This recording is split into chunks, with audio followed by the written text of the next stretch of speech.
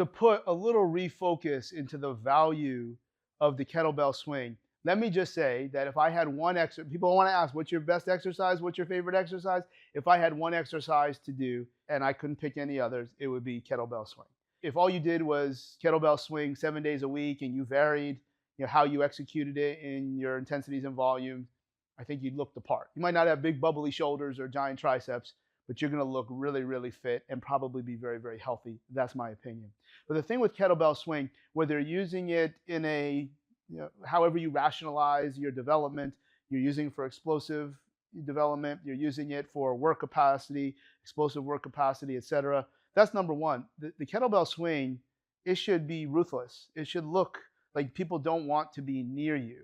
Kettlebell swing should not be like a slow, controlled movement. It shouldn't even be slow, and it shouldn't look like a swing. It shouldn't look like a pendulum.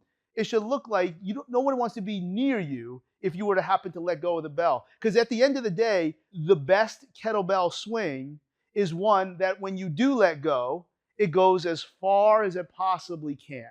That means your ground reaction are being plugged into your movement, and any technique that you would use that doesn't project the kettlebell as far as you possibly can go, if you let it go outside, you let it go on the turf, you're not worried about it nicking, etc., then you're missing something. So that's where we start with understanding that your squat technique is not ideal for what I am suggesting. When you see squat technique, the only time I can kind of make sense of it is that when you throw it over your head in CrossFit, I get it, okay? I think that's a dumb thing to do, but I understand that if you're going to be judged on a good swing versus a not good swing, you're going to say, okay, the bell has to get to a certain point.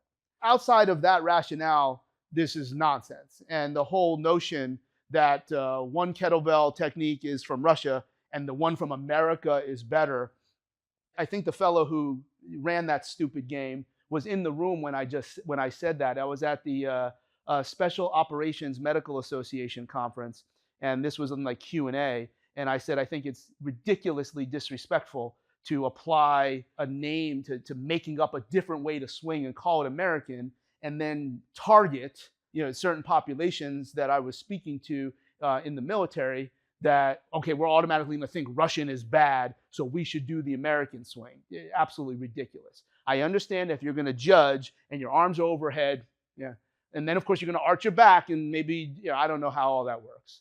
But if you're not projecting forward, I think we should check on that. I think any time you don't have an ideal hinge, okay, that's next. But your arm position, you see a lot of very competent hinges that are being very powerful and poppy through the lower half, but then they're finishing with different variations of alligator arms.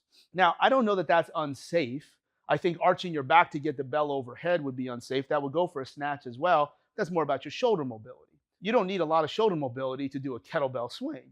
But what I do think you should get to is your arms should be completely extended through the elbows. Your height should probably be somewhere, around your chest. I think if it goes largely above your chest, the bell is too light. Bring it down and then recalibrate what your goals are. And I think as long as it gets to your belly button, so somewhere between the belly button and slightly above the chest when it's at the float. But regardless, your arm position should still be out. Because if I have the weakest swing in the world with ideal technique, I still projected the bell as far forward as it could go. I don't think at any point I don't know that it's unsafe, but I also think we are probably missing something, and this is where you would try it.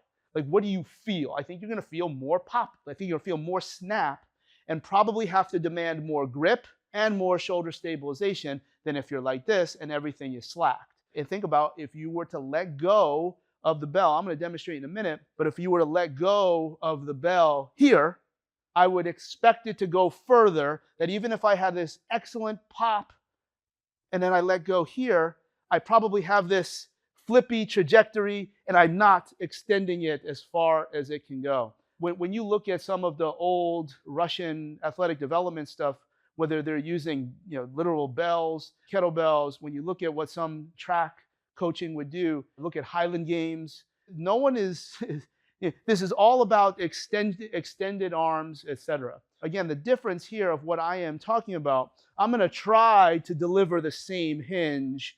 That's bottom line, you're bringing the bell directly to your private area. When you feel your biceps on your lats, that's where you go back. You're playing chicken with your private area.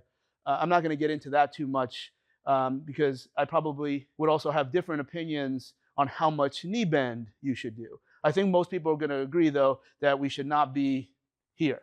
And obviously, I broke a lot of technical cues there where I started the hike well before I had to.